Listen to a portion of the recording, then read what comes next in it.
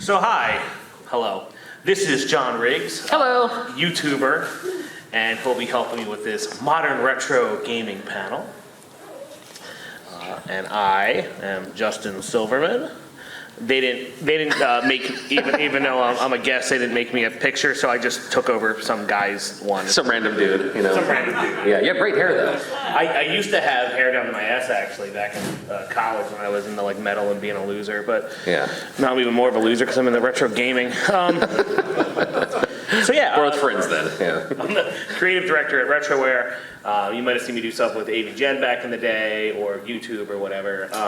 But yeah, we make modern retro games, and you might know the Retroware name from a long, long time ago, from 2007 to 2017. They had a lot of videos online, and then pretty much everyone left and went to YouTube. But we people. The company I work for worked on the website for years. We eventually bought the rights to it, worked on it with John and Les, and we eventually turned all of our gaming stuff into Retroware. So when you see the booths over there we had out there for Toxic Crusaders, the game, and Prison City, all that's under Retroware, the AVGen game, all that stuff. So yeah. I love it. Perfect. Yeah, so what I wanted to I'm a surprise entrant, by the way. Justin was like, hey, you want to be on a panel with me? I was like, oh, sure, I'd love to. Yeah, because I was like, I can moderate, I suppose. It's weird if I'm up here alone. I don't know. No. Yeah, we'll figure it out. We're good. The thing is, you have a very unique perspective because you are you're definitely a retro gaming YouTuber. Right. You know how games are made, especially NES stuff. Right. You are a hack master.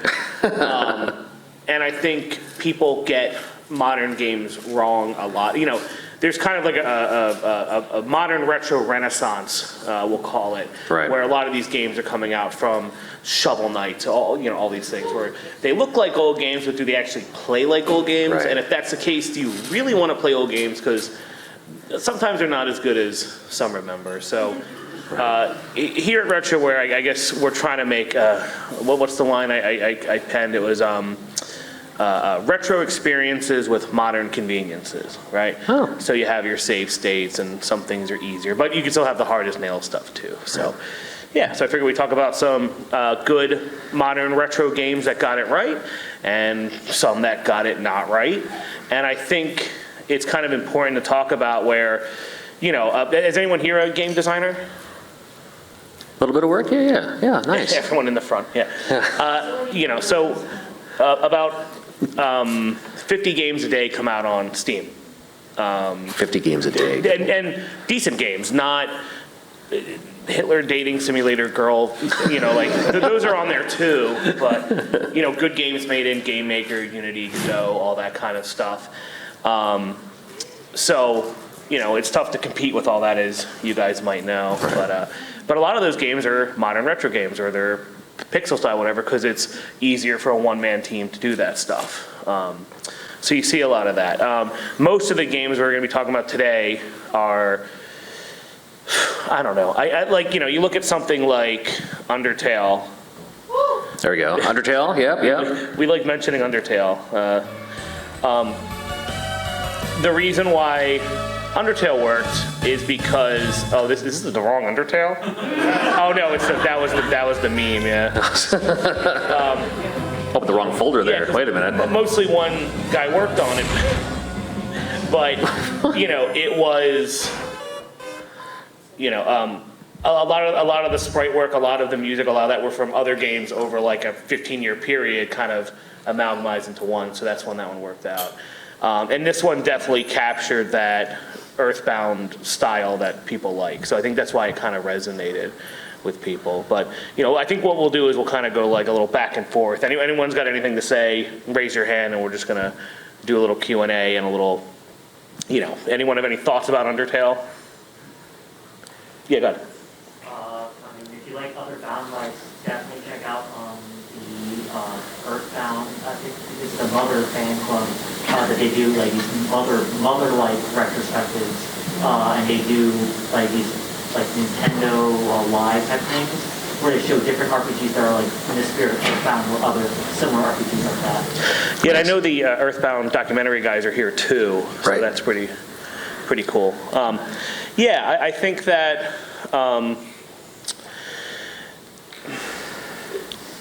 Definitely most of these games, a lot of people are kind of lizard brain where they go, I remember Mario, I know Zelda, I know even Earthbound, something like that. So most of the clones, your Mega Man clones and things like that, that's where it kind of comes from.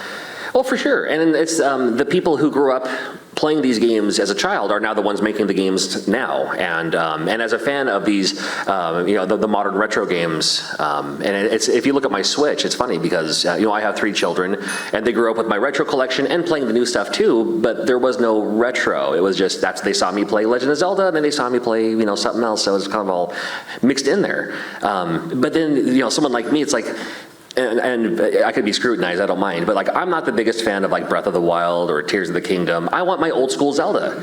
So fortunately, there's all these modern retro games that are making the old school Zelda that I wish the new Legend of Zelda games were, and also at a fraction of the price. You're gonna find them on Steam or on Switch for $10, $15 or something like that. So there's never a lack of opportunity for you to, what was that game called?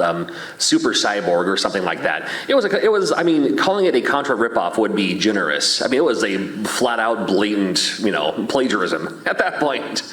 But that was the Contra sequel that I wanted. And, if they're not going to give you the sequel you want, well, there's going to be someone else who will, make a love letter to it. And that's what I love about it.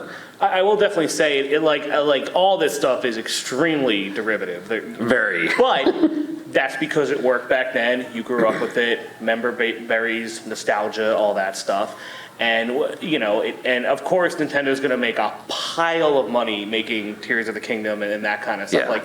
Yeah. They're not going to make your Zelda 2 remake. Right, that's what I want, but I'm not the demographic. I'm not the demographic for Tears of the Kingdom. And Konami's not going to give you the Castlevania game you want. Oh, yeah. But they will give you the Castlevania Pachinko that you didn't want. So I actually own that. I know you do. That's another problem. But you know who's going to give you that game? We are. So here's a trailer.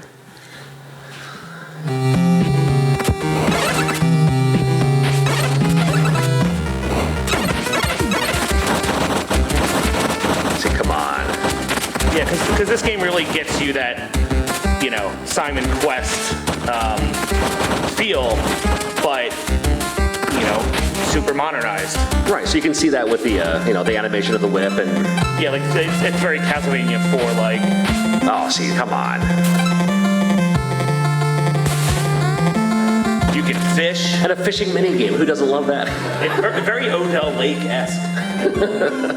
It's the only panel this weekend that's going to talk about Odell Lake. Yeah, so we're now publishing and developing this game with Programmancer, who did Prison City, who's out there.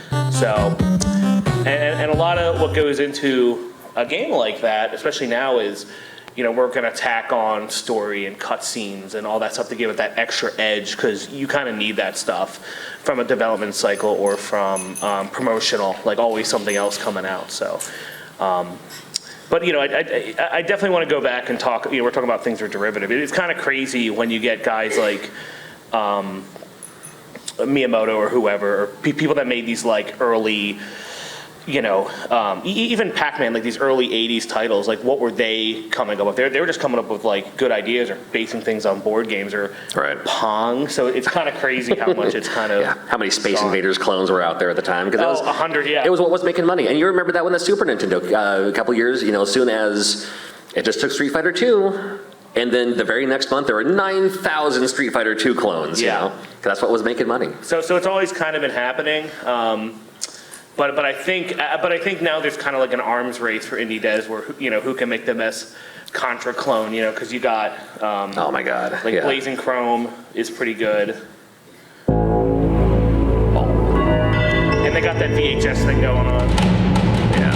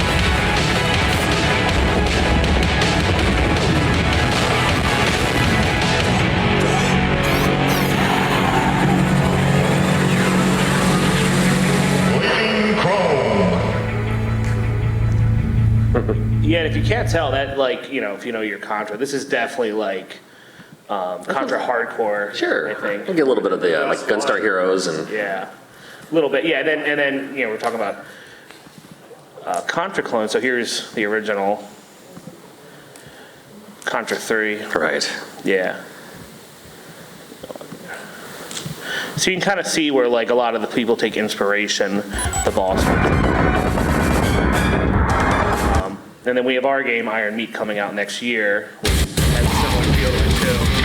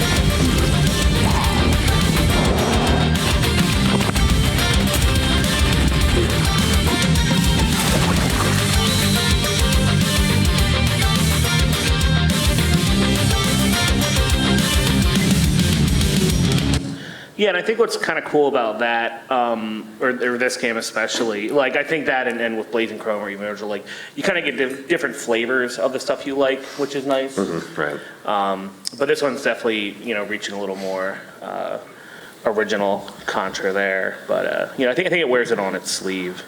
Right.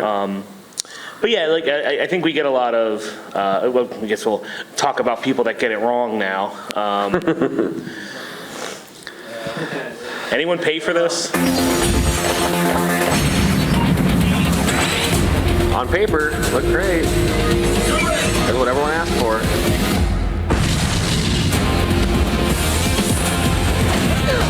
Well, that also goes to show you sometimes there's a special sauce you're not really thinking about. Like just getting the same people involved in a project might not work.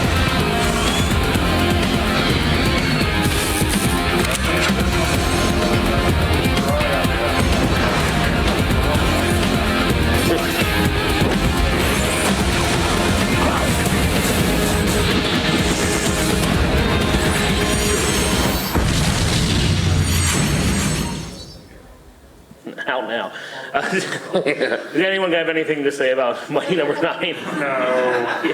Go ahead. I didn't think it was terrible, but Indie Creates redeemed themselves with the Zero Strike Gunbolt. That belongs in the trash though. Yeah, and I love the guys at Indie Creates. Had friends that worked there for years in localization and things like that. And they were just at PAX West. I like what they're putting out now and all that stuff. And of course, Blaster Master was like one of the first Switch games, which was very impressive. But yeah, this was messy. Yeah, go ahead. It should have been an Ouya launch title. Right. good call. Oh, yeah, go ahead, sorry. Yeah, so I worked with the publisher at the time when they were working on this game, and I got to play it about a year before it came out, and very little had actually changed. And so that tells me that I don't know what, because I wasn't directly involved with it, but something did not go right from the year from when it launched to a year before, because very little had changed in the game. And Oh my. they knew that there were a lot of issues that they needed to solve. Like, they're not shipping these games like, oh, this is great, oh, why do people not like it? No, like, they knew what the issues were. Just didn't patch him. Just for whatever reason, didn't have the resources to fix it. That kind of happens, the resource management, you're already in this pipeline with all the consoles and things like that, especially something where they had to get Kickstarter rewards out and all that stuff. I can see why that ended poorly. Yeah, go ahead. This game is still out now at 5 below. It's out now at 5 below, yeah, basically. But yeah, I mean, in terms of the retro modern thing, I'm glad, like, I think that golden chunk of time between the NES and the GameCube is always gonna be valued in like forever. Like, you know, I know people are nostalgic for the Wii U now and all that stuff, but I think that's gonna stay the golden ages gamer even, you know, because, you know, you're teaching your kids this and this and all that. Like, it's never gonna change. So you're gonna see this, the modern retro things kind of follow suit for that. You are seeing a lot more 3D stuff now as people start learning Blender and different stuff with Unity and all that kind of stuff. But, you know, I think people are more willing to make a game that looks like Luigi's Mansion than they will something, you know, more modern. Yeah. Hotel Mario, right? Yeah, that's a good idea, yeah. But, you know, it is also set, aside from the Coleco guys in the other room, like, no, like, that first, second gen of gaming is like, yeah. Still figuring things out, you know. Yeah. Got it. Yeah, you mentioned that there are more 3D indie, you know, retro 3D indie games coming out these days. Like, for instance, a lot of PS1 style stuff, like Bloodborne on PC, or Bloodborne PSX version. But I'm kind of hoping to see more modern day Sega Saturn style stuff. That'd be cool. Yeah, it just takes someone doing it too. And there's even a couple games out there that remind me of, you know, that they might even be like a PS2 platformer, but they're new. So there's even people patching into kind of that late where I still don't quite consider PS2 retro, but, you know, 20 years, it's got to be worth something. It kind of is these days. Yeah. In the eyes of a lot of people. Right, exactly. Yeah. And as we know, the PS3 had no games, so that doesn't even matter, except for Metal Gear Solid 4. Yeah. And speaking of Metal Gear, I actually want to show this because, you know, like I like online, I'm in the communities, especially for like PSX stuff, and definitely Metal Gear, and definitely boomer shooters and all that. Which, you know, with New Blood has been like a renaissance with like Dusk and all that stuff. Like they can't, they're always putting out hits, and but yeah, but this one cracked me up. I'll tell you then. You enjoy the killing. Oh, shit.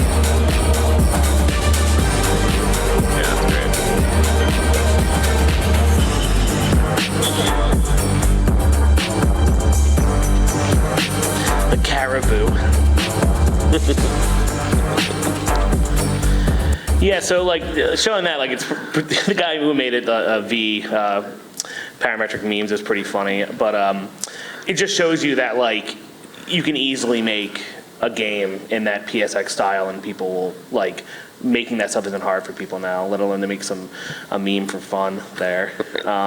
And on that point, also like I don't know if you know. Familiar with Harry Partridge, the animator. Yes. I'm not going to show this whole thing, but they set up a Resident Evil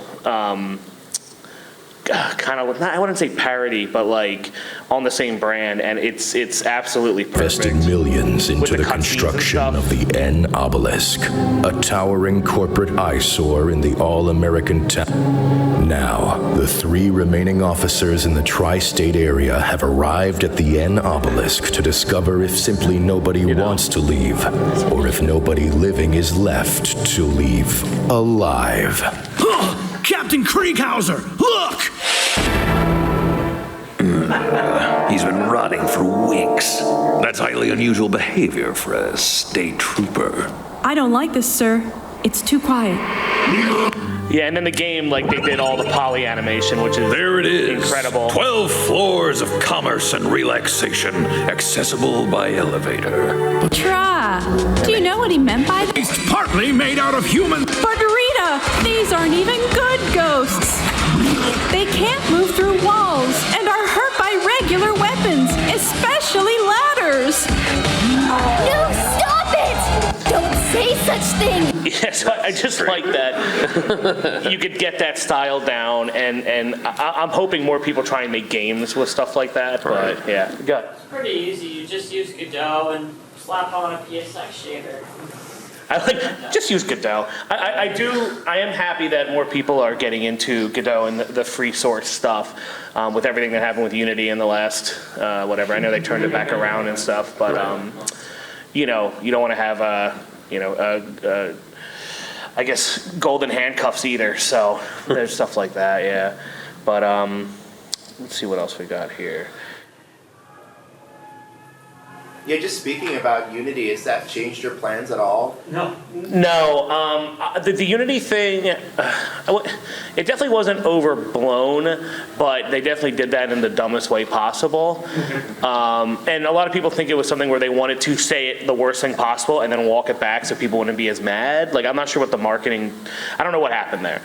But I do think a lot of their business is mobile games, especially, and I think that was kind of what they were thinking about, like worldwide, how many things, you know, all that. So it definitely wouldn't have affected our studio, because the whole thing was like, for the installs, you'd have to pay more fees and things like that, but you'd have to sell a lot of games, you'd be making a ton of money. So I understand what they want to do, but you know, that wasn't, you can't just do that overnight, so.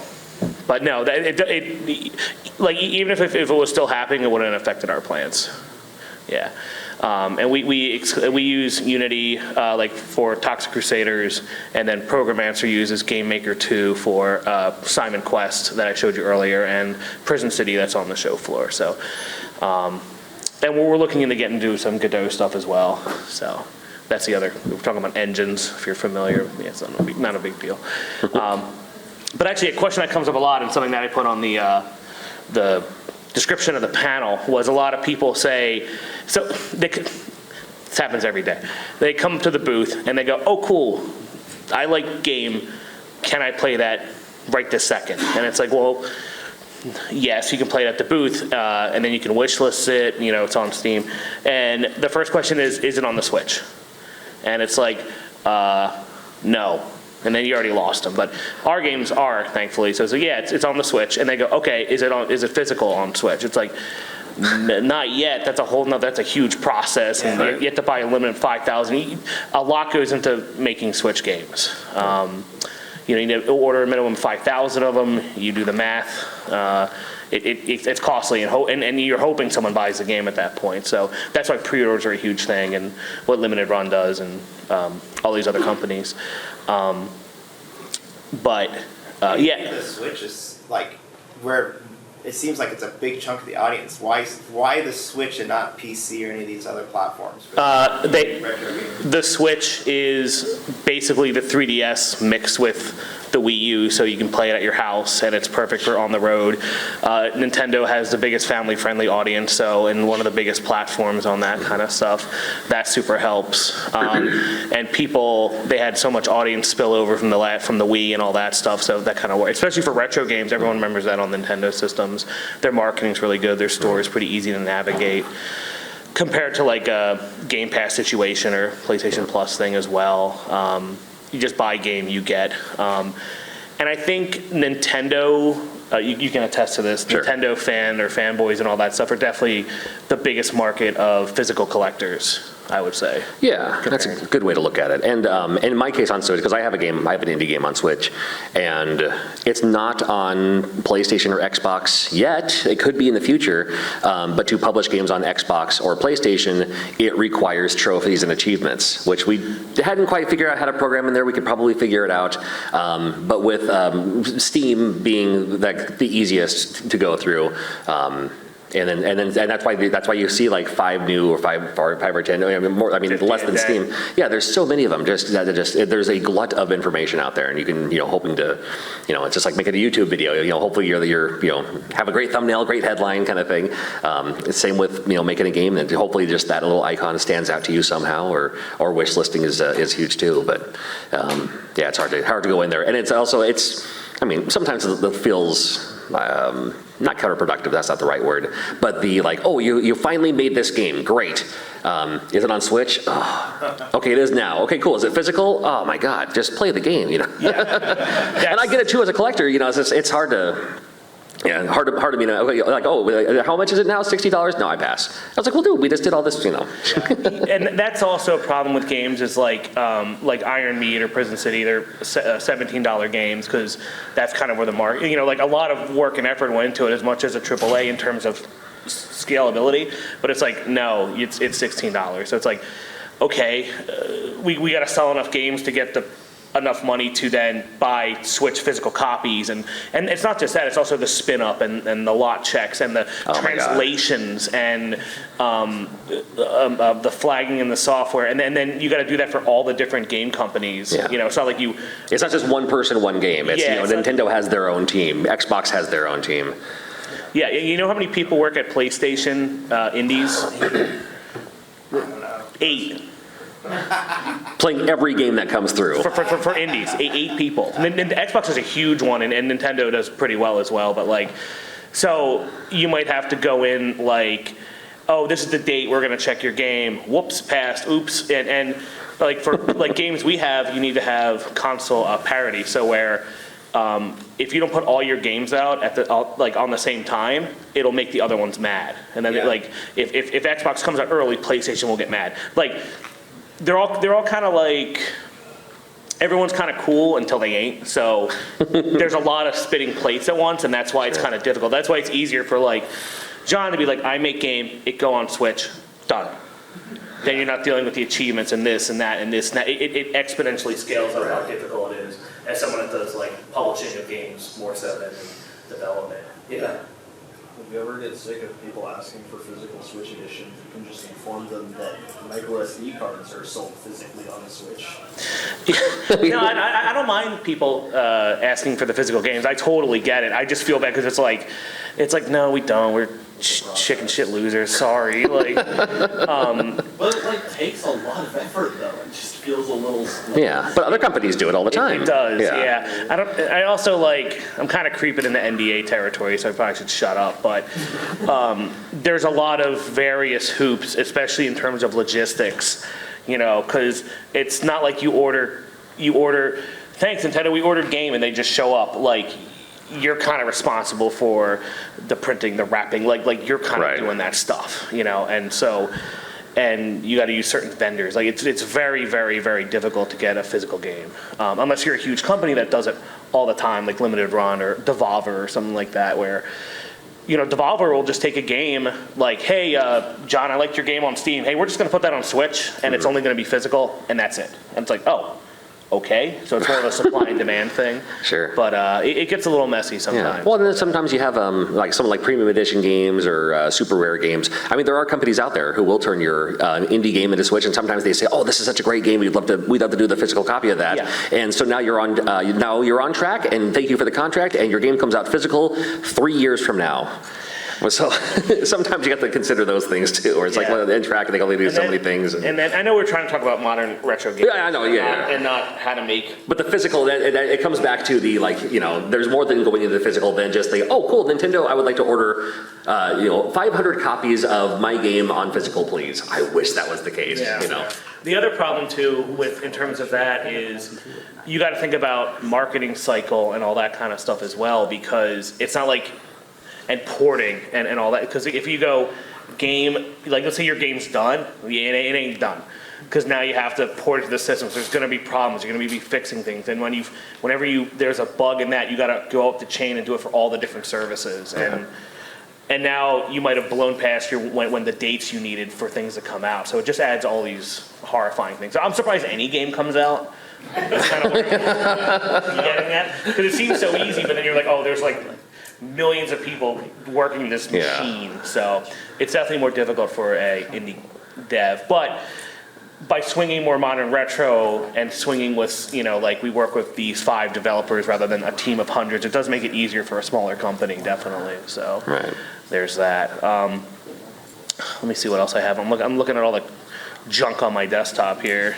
I don't think we need to I've watch seen worse. trailers, but have you seen worse? Yeah. I don't know. Yeah, I guess, I don't know. I guess, sorry to get into that. A little frustrating. It is frustrating, and it's every right to be frustrating, but it's, we love to super serve. And we get a lot of things like for Prison City, because it's like a very 16-bit game. They go, oh, when's this coming out on Super Nintendo? Trust me, I wish. Yeah, so explain to me why a modern pixel game can't go on an NES cartridge or SNES cartridge, please. Oh, I mean, there's a whole laundry list of them. The soundtrack could be an issue. I mean, it's also just, I've gotten that before, being someone who hacks video games. One person, and this is unironic, they were dead serious. They said, Cowboys of Moo Mesa fans, anyone play the arcade game? They were like, hey, you should put Cowboys of Moo Mesa on Super Nintendo. I know you can because Sunset Riders is in the arcade, and Sunset Riders is also on Super Nintendo. So just do that. I was like, oh, really? Okay. I'd love to do that. And I've gotten that before in the past too. It's like, oh, can you put this MS-DOS game on a Nintendo cartridge? Yeah, you have to reprogram it from the ground up. There's no copy, and you can't just slide it over onto your SD card. And congratulations. Yeah, there's so many more things that go into that too. And I thought the same thing too, because I mean, if you look at Prison City, it's out in the arcade. I think it's great. I covered it on my channel too. He didn't even ask me to, but I did it anyway because I think it's such a fun game. But you see a few things, just like when you saw that Castlevania game. There's like a couple of things where it's like, oh man, I wish we could, and maybe somebody could do a port, but then. Now you're looking at doing a Super Nintendo port, which the cost of, hilariously, it'll be a downgraded version, which would cost 5 times as much, just because now you're going into using circuit chips and flash boards and all that too, for the physical. Yeah, we're working on an AVGN game that could play on an actual NES cart, which was kind of like not a remake, but like a reimagining of the AVGN Deluxe games that we put out a few years ago, and it's a completely different process, and it's very, very difficult to get the same feel. I don't want to be like a jerk, but when you play something like our game Iron Meat and then play Contra 3, you're like, ugh, what the hell is this? Or if you play Prison City and then play Power Blade 2, you're like, whoa, it's. You'd be surprised how much better the controls and stuff you can do in these games that there's no way possible you could do on the NES or SNES. Yeah, I agree with that. The guys who made those games were geniuses with the hardware limitations and how they did the cutting up of files and all that stuff. Yeah, go ahead again. So I just want to ask, since we're talking about the difference between putting on a game on just one console, from back in the ye old days, right, playing on one now. Where do you draw the line between a game being retro-inspired and it being a new age retro game, if you will? The difference between Shovel Knight and, Delta Rune or Undertale, which, they're inspired by it, but they're definitely never going to fit in that. Right, so the difference between more a game that's inspired by classic games versus one that's like an upgrade. Yeah, I mean, Shovel Knight definitely has a lot of that DuckTales energy, but it definitely, they wrapped it properly enough. I think it just depends on, It's a good question. I guess it's tough because I was going to say, Undertale is not really like Earthbound. I was like, actually, though they did have the fighting style with how they did that. So I think that's kind of objectively for the person playing it, really. It's not like a different section, but I will say in terms for the indie game people, it definitely helps having a game that doesn't compete with other games. So, we put out a lot of action platformers, which is probably the worst thing to do. Because I would say out of those 50 games that come out a day, probably half are that. If you put out a 4X deck building game, that's going to do better, or a puzzle game, because there's less competition and people still want to play those. But and having that retro tinge on it doesn't mean it's going to do better, unfortunately. So you never know. Like we're on this because we love retro games and stuff, not to make money. So, Money would be nice. Stay afloat, but you know. Right. And hopefully, and hopefully one of our games turns into a Shovel Knight, or I'd be if Toxic Crusaders does 10% of Shredder's Revenge, I will be thrilled, So, and we use a lot of pixel artists that worked on that one as well, hence some of the similarities there. But any more questions? Yeah, go ahead. Are you seeing a change in what's interesting to the retro gamer, as they hit the peak age of nostalgia? I feel like hey, a PlayStation game sounds interesting now. Yeah. I've been seeing, even though that golden NES to GameCube is always going to be popular, and people are going to be making YouTube videos on that stuff for years. I'm seeing the people's money come out of their wallets and go into honestly a lot of 3D Wii style stuff. Like that goddamn trombone game. We have a game with us called Toy Tanks, which is kind of based on the Wii tank game, which we're completely rebranding because their original launch strategy was. We're really good at putting games on Steam. We figured we kind of cracked that nut, but I'm seeing a lot of 3D stuff doing better now, but like low poly, more fun kind of stuff. Yeah. Party games and multiplayer stuff do really well, and that's the problem with Toxic Crusaders, because the other thing they say, can I get this now on Switch, is can I play this online? And it's like, I don't want to talk to you about netcode, man. That's a whole, and if you think you're going to get in trouble with Nintendo and stuff for language issues and the porting, things like that, netcode is such, it's almost having a second game. It's difficult. Yeah. I forgot what I was talking about. All right, this is my fourth panel today, by the way, so I'm out. Anything else? Yeah. How long do you think it's going to take until we start seeing Flash game stuff out in the trading area? What's that? Until we start seeing Flash games and stuff represented out in the selling area? Well, considering a game like Friday Night Funkin', Newgrounds is popular again, is crazy. And I love the Newground guys. Their office is right near ours, actually, and I know them for years, but no one bet on Newgrounds, and now it's hugely popular again with animators and things. And I think Flash games, some of those kind of fun ones, should be on show floors, I think, because it's still gaming.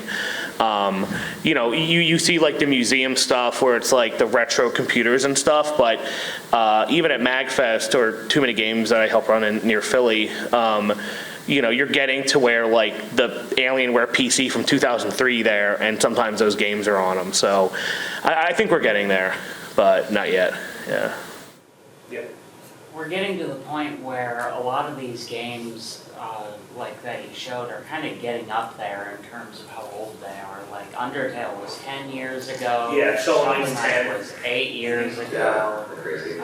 Most of them came out more than 5 years ago. Do you think there will come a point where people start making homages to Shovel Knight instead of things? I know, inspired by.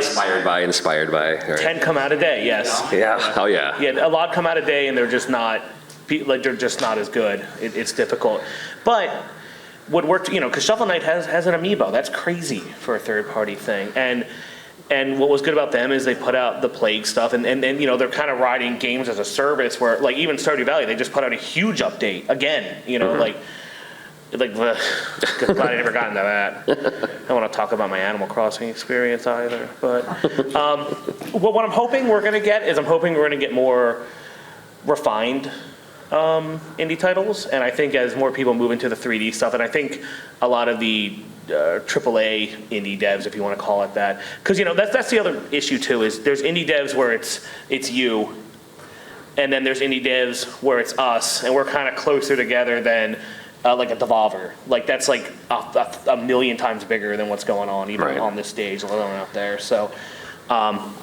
And there's a lot of rounding up of that stuff. I've noticed a lot of companies circling the wagon and just we have these sets of devs and things like that. So But Devolver wasn't always a big company. It wasn't, no. Yeah, Devolver, Mega Cat Studios, they just started out with a few, and then, yeah, now And they I have a will nice say, team. a lot of their sales, I would say 80% are from their old titles.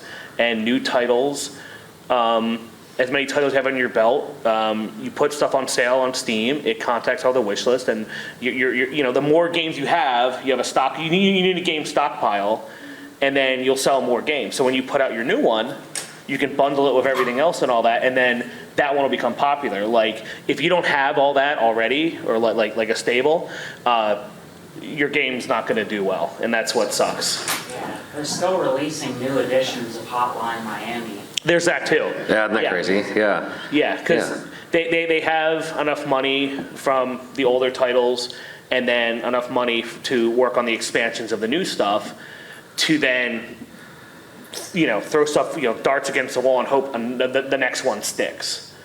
Because I go to PAX every year, and not to rag on Devolver or Tiny Build or whatever, and there's like 16 new games there, and then I don't see them the next year, and they just get on and they just go, they're just for wish list fodder, and they're just in the background. We don't like doing that. We try and really pick what games we have and all that, but Yeah, and hopefully get one that stands out, or or even rises from the grave, like Among Us, where the Among Us team, who are based in Seattle, just north of us, they were working on a sequel to it because the first one didn't do great, and then all of a sudden it took a couple of streamers, 2 years later, then it blew up. So it's like sometimes it just kind of comes out of nowhere, and then all of a sudden it's like, oh wait, where'd this come? But no, it's been out this whole time. I mean, look what happened with PUBG and then Fortnite, and then it just never, ever ended with Fortnite. So no, it's still going strong. Yeah, it's rough. They're still making $1 million a day. And then they said, nope, not actually. Yeah, exactly. That's what happened. I mean, Minecraft just had a new the Dungeons and Dragons extension for Minecraft and everything. So yeah, you're seeing in gaming what you're seeing in movies for the last whatever, where they'll only bet on sure wins, like the MCU and all that. So then you just got Superman, but people are eventually going to get fatigued. Considering that with Fortnite Unreal, they just fired 800 people. See ya.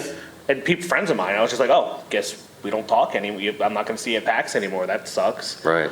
And it's like, why? It's like, oh, they're spending too much money on stuff because they made so much money on Fortnite. Like, oh, we can do whatever we want. It's like, oops, I guess not. So that's kind of a problem too. Gaming getting a little more like the film industry. But yeah, it's rough. That's why I'd rather, much like Trauma, who was here earlier, stay as independent as we can for as long as we can, and a lot of that is navigating the system. Because putting out good game is step 1 of 10, so that's also difficult. Yeah. But in terms of the modern retro thing, I do think it's definitely here to stay, and I think, as I said, the golden age will always say the golden age, but people, your dollars are going towards Flash game remakes and 3D stuff on the Wii. So Yeah, go ahead.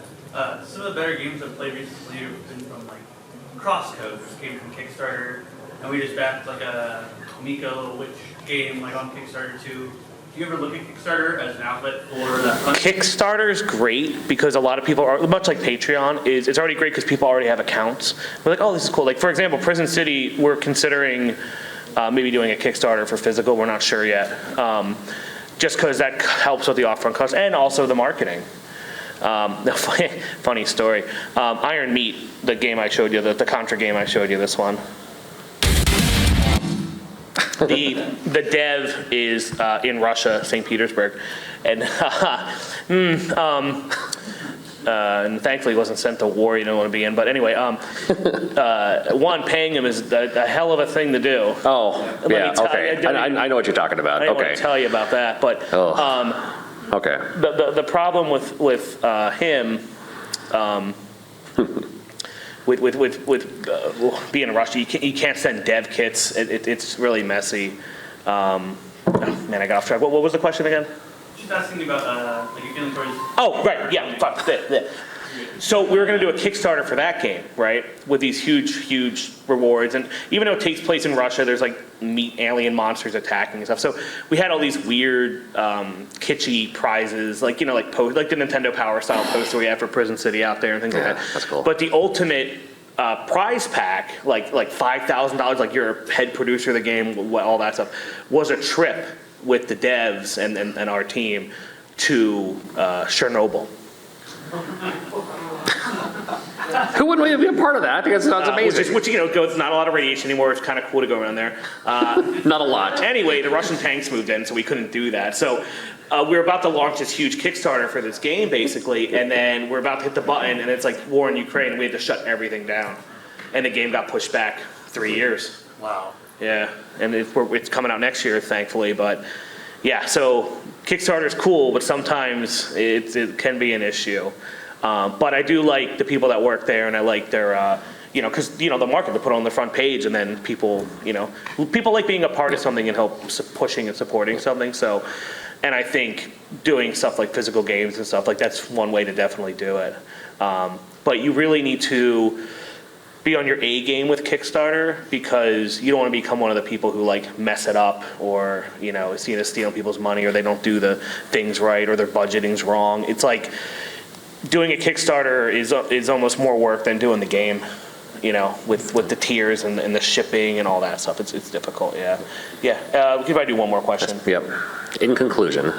What do you think is gonna happen for like games that are like a service where they update, you just can't get the old versions anymore, but they aren't like popular enough for people to have archived all of them? Oh, I know, isn't that crazy? That's a threat we all live in for all video games. We've already been living there. Like, look at the 360. Like, a lot of the Konami beat 'em ups, they were only like X-Men and stuff were only on that. I know. And that was it. And Simpsons. Yeah, Simpsons. Yeah. Simpsons, and then, yeah. The Konami Holy Trilogy. You just have to remove Wi-Fi, and congratulations, you now have a 360 plug and play, and you have to buy another 360 to. But there's games on Steam now that are just you can't get it anymore. You can't play it if so that sucks. And there's also like games where they only exist on like a cloud, like no one has them downloaded, so once they're gone, they're just gone. It's important what like the video game preservation guys are doing in the other room, or what John's doing, things like that, to keep that stuff saved and alive. But I mean, I don't know if we want to save a whole ton of Ouya games, but or Stadia, like you can't save any Stadia games. Were there any Stadia exclusives? Not that I'm aware of. Was there one? Yeah. Uh-oh. Well, I remember. Hopefully there's somewhere. I went up with our slate of games archive. to a Stadia representative when they first announced it. And I was like, hey, we want to put indie games on there. I think would be cool, whatever. And they're like, we don't need that. We don't want that. Like, why would anyone care about that? And I was like, okay. Good luck. Yeah, see ya. Yeah, but I guess, sorry, I was rambling. But yeah, I guess that wraps up the panel. And we'll be hanging outside for a bit if you wanted to talk. Yeah. And sorry we Please don't forget to like and subscribe, and to the right are a few more videos from the Portland Retro Gaming Expo 2023. Thanks for watching.